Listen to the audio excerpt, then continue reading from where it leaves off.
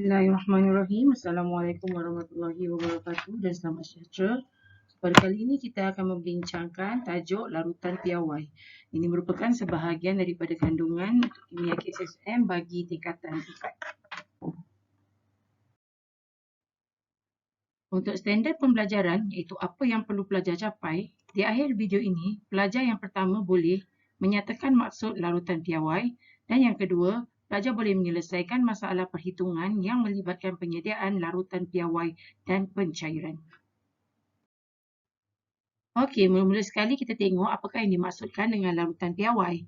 So, larutan piawai bermaksud larutan yang diketahui kepekatannya dengan tepat.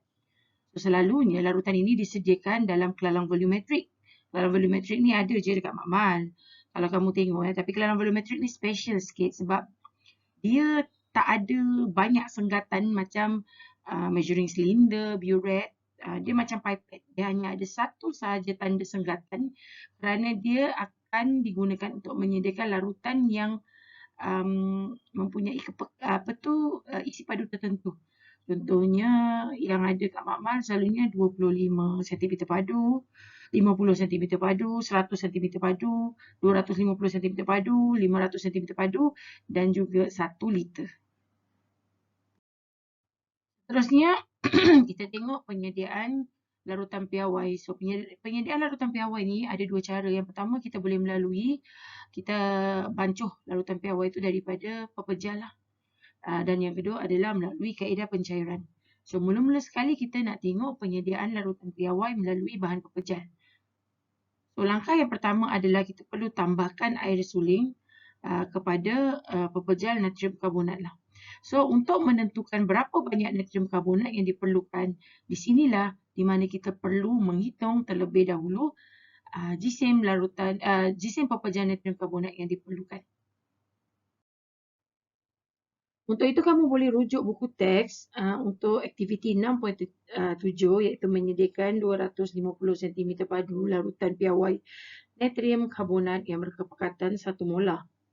Okay, so aktiviti ini kita akan buat di makmal. Tapi sebelum kita buat aktiviti ini, kita perlu tentukan dahulu jisim natrium karbonat yang perlu kita bancuh lah. So, untuk menentukan jisim natrium karbonat, di sini kita akan menghitung terlebih dahulu bilangan mol. Untuk apa tu bilangan mol natrium karbonat yang kita nak sediakan lah. Okay, so untuk pengiraan kamu boleh rujuk video cikgu yang sebelum ini di mana cikgu telah menerangkan mengenai keempat-empat magic triangle yang kita perlukan dalam perhitungan kimia. So, in case kalau kamu lupa, kali ini cikgu akan tulis semula lah keempat-empat magic triangle. Sebab cikgu dah cakap kalau kamu dalam exam mula-mula kamu dapat kertas soalan, kamu lukis dulu magic triangle ni. Empat-empat kamu lukis. Senang. Bila dah lukis nanti kamu senang nak pakai mana satu. Okay. So macam biasa yang tiga yang pertama semua N dekat bawah. Yang terakhir N dekat atas. Okay. Seterusnya kita letakkan pemalah. Sini nombor Avogadro. Sini JR. Ini adalah STPB. STPB. Okay. Dan sini kita penuhkan teruslah MV. Okay, so ini adalah bilangan zarah. Ini adalah jisim. Dan ini adalah isi padu gas. Okay, so untuk soalan ini, obviously kita akan menggunakan yang ini, segitiga yang kedua dan juga segitiga yang keempat. So, macam biasa, mula-mula sekali kita tentukan dulu bilangan mol. Okay, so untuk itu kita guna dulu rumus yang keempat. Itu N sama dengan MV per 1000. Kenapa cikgu tulis 1000? Sebab untuk convert daripada sentimeter padu kepada desimeter padu. So, masuk nilai M dia ini Ini dia punya M. Ini dia punya V. Okay, so masuk saja. 1 darab dengan 250 bahagi 1000. So, kamu dapatlah jawapan 0.25 mol. mol. Okey, seterusnya kita boleh tentukanlah dia punya GSIM dengan menggunakan magic triangle yang kedua. So, kalau kita nak cari GSIM, kita tutup GSIM yang kita nampak adalah rumus dia bilangan mol darab dengan JMR.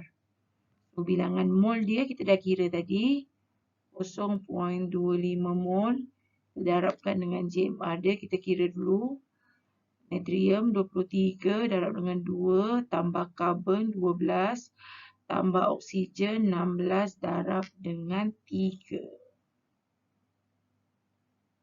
Unitnya G mol negatif 1 lah. So, kita dapatlah 0.25 mol darabkan dengan 106 G mol negatif 1 JMR dia. So, dapatlah GSIM natrium karbonat kita iaitu 26.5 gram. Jadi selepas kita dah tahu GSIM natrium karbonat yang diperlukan, bolehlah kita bancur larutan piawai kita. So tadi kita dah kira GSIM natrium karbonat yang kita perlukan adalah 26.5 gram. So 26.5 gram ni masukkan dalam bikar. Kemudian tuang sedikit air suling. Jangan banyak Tuang agak-agak untuk dia larut sahaja sebab kalau kamu tuang banyak-banyak, takut bila dia masuk ke dalam volumetrik, dia melimpah. Terlebih sebab ada banyak step lagi yang memerlukan kita tambahkan air lagi. Jadi untuk awal ni kamu tambah sikit je agak-agak sampai semua perbezaan natrium karbonat tu larut. Okey. Kemudian kamu kacau menggunakan rot kaca. Kemudian selepas itu pindahkan larutan ke dalam kelalang volumetrik. Bukan sahaja larutan yang dalam kelalang volumetrik ni kamu pindahkan. Tapi selepas kamu dah tuang dia dalam kelalang volumetrik, bikar dan rot kaca ini juga perlu dibilas dengan air suling dan hasil bilasan tu pun kena masukkan dalam kelalang volumetrik.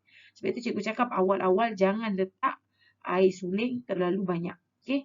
Supaya nanti dia tak melimpah. Seterusnya bila kamu dah siap bilas semua tu, kamu tambahkanlah air suling sampailah ke tanda senggatan. Okay? So sebab itu cikgu cakap awal tadi jangan letak air banyak-banyak. Sebab takut nanti bila kamu letak air banyak-banyak awal, bila kamu bilas nanti dah terlebih. Kan bila terlebih terpaksalah kamu buat semula sebab dia dah tak tepat lah, dah salah. Okay? So lepas kamu tuang tu, kamu bilas lah. Jangan sampai tanda senggatan dulu Kamu bilas corong turas dulu. Lepas tu baru kamu tambahkan air suling setitik demi setitik sampailah ke tanda senggatan. So, bila dah sampai di tanda senggatan, kamu tutup kelalang volumetrik tu dan guncangkan. Maka terhasillah sudah larutan piawai. Okey, seterusnya cara yang kedua untuk penyediaan larutan piawai adalah melalui pencairan. So, pencairan ini adalah, macam yang kita buat adalah kita cairkan asid pekat ataupun larutan stok dengan kuantiti air suling yang berbeza. Okey, di sini kita akan menggunakan rumus ini, M1V1 sama dengan M2V2. Kalau kamu perasan, ini merupakan rumus terbitan daripada magic triangle yang keempat, iaitu N sama dengan MV. N sama dengan MV. So, untuk ini, kita punya konsep adalah bilangan mol larutan yang stok adalah sama dengan bilangan mol larutan yang kita cairkan. Okey, yang berbeza hanyalah kuantiti air suling sahaja. Daripada segi bilangan molnya adalah sama. Okey. So, sebab itu kita gunakan rumus ini. M1 sama dengan M1V1 sama dengan M2V2. So, 1 ni adalah larutan stok. 2 ini adalah larutan yang kita nak lah. Yang kita nak cairkan. Okey. So, untuk itu kamu boleh rujuk buku teks aktiviti 6.8. Yang ini pun kita akan buat di Maman. Itu kita akan sediakan 100 cm padu larutan piawai natrium karbonat daripada larutan stok natrium karbonat 1 molar. Okey, larutan stok natrium karbonat 1 molar ni kita buat dalam aktiviti 6.7. So, untuk aktiviti 6.8 kita akan buat larutan natrium karbonat yang 0.2 molar saja. So, kita akan cairkan daripada larutan yang sama untuk aktiviti 6.7. Okay, so macam biasa kita akan tulis dulu rumus lah kalau jawab soalan. Biasalah. Kiraan tulis rumus. So rumusnya tadi adalah M1 V1 sama dengan M2 V2. Okay. So untuk ini, kamu tidak perlu tukarkan isi padu kepada bentuk desimeter padu. Sebabnya kalau kita gunakan dengan syarat dua-dua samalah. 1 dengan 2 kita gunakan unit yang sama. Sentimeter padu, sentimeter padu. Okay. So kita cari dulu maklumat dalam soalan. So 100 cm padu ini adalah larutan piawai. So ini adalah 100 cm padu ni adalah yang kita nak. So ini adalah V2. Okay. 0.2 molar ini adalah kepekatan untuk larutan yang kita nak. So dia adalah M2. Okay. Larutan stok kepekatan 1 molar ini adalah M1. Sekarang ni kita nak cari berapa banyak larutan stok yang kita perlukan untuk kita hasilkan ataupun cairkan. Okay. So macam biasa masuk di dalam rumus M1 V1. So ini adalah 1 darab dengan V1 yang kita nak cari. So, M2 kita ada 0.2 M darab dengan 100 cm padu. Okey. Yang depan ni lupa pula jumlah unit 1 molar. Okey, so kita selesaikan dulu yang sebelah sini 0.2 molar. Dapat 200 M padu. Okey, lepas tu kita selesaikan V1 sama dengan 200 pula, sorry. 20.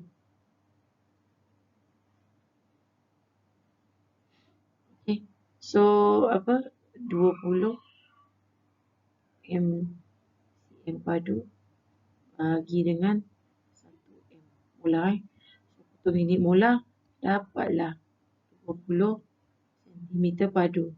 So, maksudnya kalau kita nak sediakan 100 cm padu, kita perlukan isi padu asid, isi padu natrium karbonat adalah sebanyak 20 cm padu, maka kita perlu tambahkan lebih kurang air sebanyak 80 cm padu. Okey. Okey, sekarang ni kita boleh tengok kaedah penyediaan melalui percairan. So, step pertama kita tuangkan dulu larutan stok tadi. Aktiviti 9.7 kita tuang dalam bikar. Tuanglah banyak sikit. Kan? Senang nak sedut. Okey, kemudian step yang kedua adalah kita pipetkan isi padu larutan. So, kita perlukan tadi sebanyak satu dia adalah kita dah kira 20 cm padu. Jadi kamu kena gunakan pipet yang ada tulisan 20 cm padu sebab pipet ni sama macam kelauran velometrik lah, dia cuma ada satu tanda segatan je kat sini selalunya. Okey. Kat situ selalu tanda segatan dia. Okey, so bila kamu dah pipetkan, kamu masukkan isi padu kamu masukkan larutan stok tadi ke dalam kelauran velometrik. Kelauran velometrik pun ada satu senggatan saja. So kamu kena ingat kelauran velometrik ni kan guna pakai yang 100 cm padu punya. Okey.